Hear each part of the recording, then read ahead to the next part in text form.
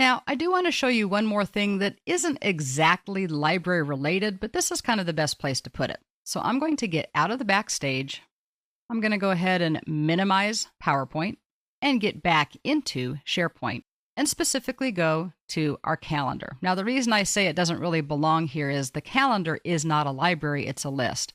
But it does have to do with integrating things with Office, so I thought we'd go ahead and talk about it now. Many times what people complain about, and rightly so, is that they have to go to multiple places now. They say, boy, a year ago I just went into my email. Everybody sent me everything in email, and while there was a whole bunch of stuff there, and it could be very overwhelming sometimes, at least it was all in one place. Now with SharePoint, I have to go to 10 different sites and 5 different libraries and look at 25 different lists, and that just makes my life difficult. And you know what? That is a valid concern. But that's because, once again, you're missing one little final step that can make things easier. And I like to show this using the calendar. We have to remember that Microsoft SharePoint and Microsoft Office, specifically Microsoft Outlook, work very well together. If I would like to see this calendar, and remember, this calendar is for You Got It training. This is the training calendar. We can see a staff meeting. I don't want to have to go and duplicate all of these things onto my personal calendar in Outlook because that duplicates my efforts and it also gets messy, probably making sure that I'm going to miss something because something isn't created exactly the same. I want to have a better option. And that option would be to be able to see this calendar in Outlook, since that's where I tend to do all of my personal calendaring anyway. Just like linking to Office, linking a library into Outlook is also just a matter of a couple of clicks. Because this is also a calendar item, we're going to go to the Calendar tab, and we're pretty much going to see the similar options that we saw before. We're still in the Share and Track and Connect and Export area of the ribbon, but this time we have an option that doesn't say Connect to Office, it says Connect to Outlook. If we give this a click, it will probably take you through 2 or 3, maybe even 4 security messages. We're going to say it's okay to go ahead and allow this because what's happening is a website is trying to open Outlook. And most of the time, whenever a website is trying to access Outlook and our calendars and our address books, that's usually a bad thing. But in this case, we initiated it, so we'll click or tap Allow.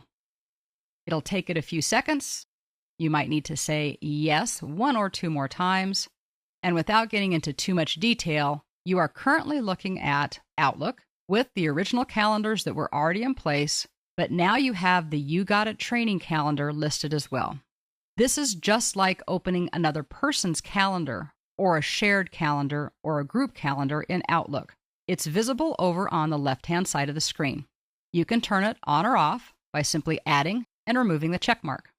But what's really nice about this, and kind of a misconception, is people say, okay, well now I can see it, but I still have to go in SharePoint to work with it. That simply is not true. If you have permissions to add, edit, and or delete items on the SharePoint calendar in SharePoint, those same permissions apply even though you're looking at it in Outlook. Let me prove it to you. Go ahead and double click on a date. And let's say that we're going to have a conference. And because nobody ever does conferences in boring places, we'll go ahead and make this in Orlando. Nobody goes to a conference for just one day either, so we'll have to make this for multiple days. Usually they're about 5. So I'll go ahead and use the drop-down calendar here. Mark it through the 20th, and we won't get too carried away, but we'll just do save and close. So that was definitely Outlook. We can now see that that is on the calendar. If we now move back to SharePoint, back to the calendar, you say, well, see, it's not there. Don't forget, this is a website. That means it's been sitting open in the background, and it just needs to be refreshed. Once we refresh it, now we can see that I was able to update a calendar in SharePoint by simply doing what I always do in Outlook as well. So I can now create items that are of interest to my team or my department or my project, really without getting out of my comfort zone and where I normally work, which is in Outlook with my own email and my own calendar available as well. One more thing I wanted to mention, just because it's good to know. Once you get a calendar into Outlook, you're not stuck with it there. It's just a linked calendar. So you can right-click on that calendar name in the left-hand side of your screen and just say delete the calendar. Don't be afraid because it will give you a message that says you're about to delete the calendar. You are, but you're only deleting it from your copy of Outlook. You absolutely will not delete the calendar from SharePoint itself. So you can link it in and delete it and link it in again. It's never going to hurt anything. But if you need a calendar for a certain period of time, maybe when a project is active, and then you want to get rid of it later, feel free to add it in and then delete it when the time is right. What you now know is that SharePoint and Office are both Microsoft products. You probably knew that already, but just a little reminder, because it's important and we forget that things are designed to work together with Microsoft. They are a suite of products. Although they are independent applications, they are also designed to work together as that suite of solutions that we've been talking so much about. If you're using SharePoint 2013 and the latest versions of Office, primarily 2010 and 2013 at the moment, you can take advantage of having them integrate together. Integrating them is what makes them more seamless to use, and seamless means easy, and easy means it makes your life better.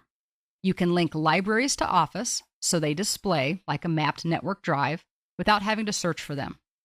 If you're using Office 365, you may also have to add the SharePoint service to Office for that functionality to work. If you need help, you can ask your SharePoint administrator to help you with that, or maybe an IT person. It's not difficult, it's just from the backstage view, but it may need to be done if it hasn't been done already as part of your installation. Once those things are done, you don't have to do it again, but will enjoy being able to access your SharePoint libraries more easily from Windows Explorer and all of the related dialog boxes. Don't forget that you can also link your lists and libraries to Outlook. The calendar is probably the most common, but other libraries work as well. This capability enables you to view and modify content without having to navigate to the specific SharePoint site, and it consolidates information in a single location, primarily Outlook, that you're probably already using a majority of the day anyway.